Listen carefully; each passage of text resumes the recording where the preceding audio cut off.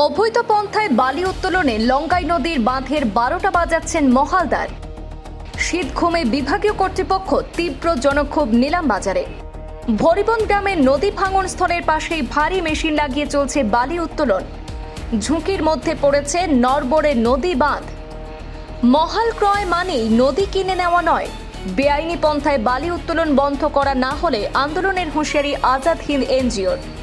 বিগত দিনে দক্ষিণ করিমগঞ্জের নিলামবাজারের উত্তরাঞ্চলীয় ভরিবন্দের লঙ্কাই নদীর বাঁধ ভাঙনের ফলে পথে বসে পড়েছিলেন হাজার হাজার মৎস্য চাষী। দীর্ঘদিন পরে নদী বাঁধ সংস্কার হলেও ইদানিং সেই অভিশপ্ত বাঁধের নিষিদ্ধ অংশেই ভারী মেশিন লাগিয়ে বালি উত্তোলনের অভিযোগ প্রকাশ্যে এসেছে। বিভাগীয় চূড়ান্ত উদাসীনতার সুযোগে সেখানে নিষিদ্ধ ভারী মেশিন লাগিয়ে করিমগঞ্জ সদর বন সংমণ্ডলের অধীনস্থ ৩ নম্বর মহালের যত্রতত্র চলছে বালি উত্তোলন।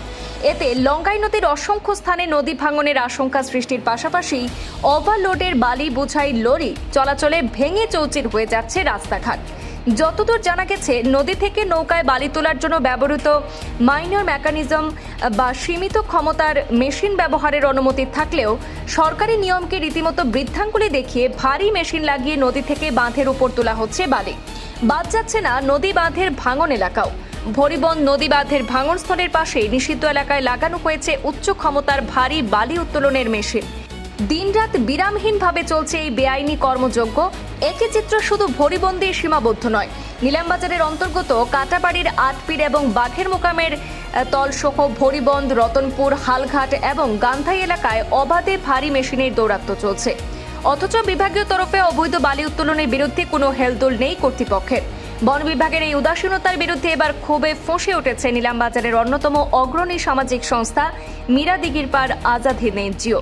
মহালদার বালির মহাল কিনলেও নদী নয়।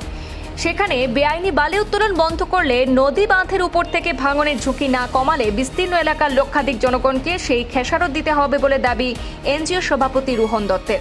তিনি বিষয়টি করিমগঞ্জ বন সংমণ্ডলের সদর বন সংমণ্ডল সহ রাজ্যের মুখ্যমন্ত্রীর দৃষ্টিগোচর করে অনতি বিলম্বে ভারী মেশিন ব্যবহার এবং নদী বাঁধের ভাঙন এলাকা থেকে ভারী মেশিন না সরালে বৃহত্তর আন্দোলনে নামার হুঁশিয়ারি ছুড়ে দিয়েছেন। আমাদের হাতে ভারী মেশিন দিয়ে নদী ভাঙন এলাকা থেকে বালি উত্তোলনের সেই ভিডিও ফুটেজ সহ এনজিও সভাপতি রুহন দত্তের মন্তব্য রয়েছে, শুনে নেওয়া যাক। আমি প্রথমে আমার পরিচয় দিলাম।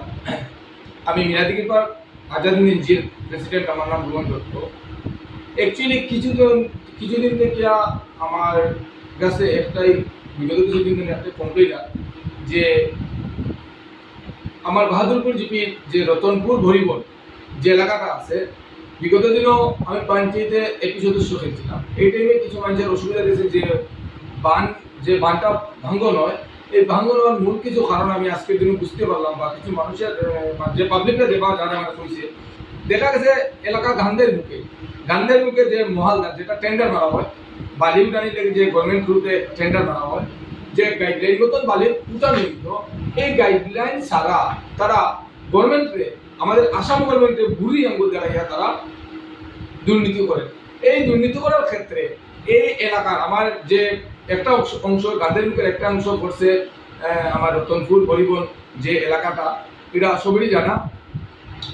এই ছোট মোটো বৃষ্টি বাদল হইলে এখানে বন্যা আকৃতি হয়, বান ভাঙার মূল উদ্দেশ্য হয়েছে গিয়া যে জায়গাতে বালি উঠানি খারাপ, যে গভর্নমেন্ট গাইডলাইনে কইছে ছোট্ট মেশিন বা নৌকার দ্বারা বালি উঠানি।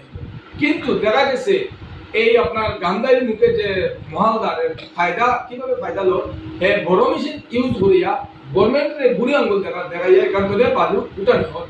এক্ষেত্রে আমাদের যে এলাকা, এই বিশেষ নিলামবাজার এলাকার মানুষরা খুব বেশি ভুক্তভোগী হয়। এমনকি গভর্নমেন্টের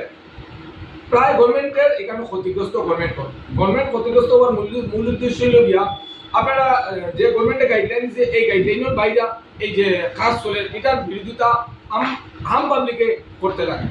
অ্যাকচুয়ালি আমি এই আমাদের আসামের মুখ্যমন্ত্রী মাননীয় হেমন্ত বিশ্ব শর্মা, এমনকি আমাদের জেলা আয়ুক্ত, এমনকি আমার মন্ত্রী কৃষ্ণেন্দু পাল মহাশয়ের দৃষ্টি আকর্ষণ করে একটা কথা বলতে চাইলাম, যাতে এটা অতি সত্বর তদন্ত করা হোক, তদন্ত সহকারে এদের উপরে অ্যাকশন লো। কারণ এরা গভর্নমেন্টের গাইডলাইন ছাড়া যেভাবে দুর্নীতি করে যে ফায়দা লো, এটার একটা বালা অ্যাকশন লো।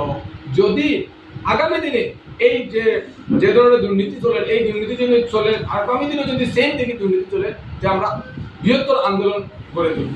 নমস্কার।